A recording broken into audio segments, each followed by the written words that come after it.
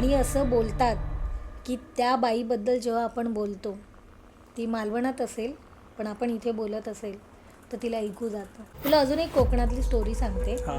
मालवणमधलं आहे हे.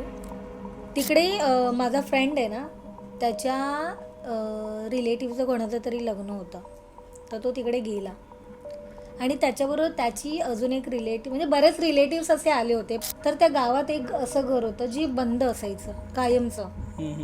ही आल्यापासून त्या घराकडे ना अट्रॅक्ट झाली होती. म्हणजे हिला पण कळलं नाही ही त्या घराकडे का अट्रॅक्ट झाली आहे. मग ती रात्रीची जाणार होती पण तिला अडवलं गेलं की अरे कुठे रात्रीची, तू जाऊ नको, रात्रीची वेळ झाली, असं रात्री भटकू नये असं वगैरे.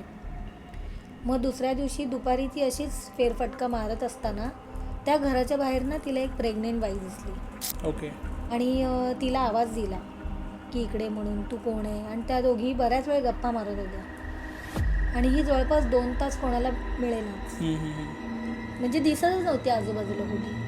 मग काहीतरी 2-2.5 तासाने ही आली घरी आणि आल्याबरोबर ती एकदम विएड विचित्र बिहेव करायला लागली. अच्छा. तिचे डोळे लाल झाले, तिचा आवाज बदलला होता आणि मटण मागत होती खायला, म्हणजे नॉनव्हेज मागत होती सारखं खायला. ते जे रिकामं पडकं घर होतं तिकडे एक प्रेग्नेंट बाईने सुसाईड केलं होतं. ओके. आणि तिने तिला पछाडलं होतं. अच्छा, प्रेग्नेंट लेडीने. आणि असं बोलतात की त्या बाईबद्दल जेव्हा आपण बोलतो ती मालवणात असेल पण आपण इथे बोलत असेल तर तिला ऐकू जातं. अच्छा.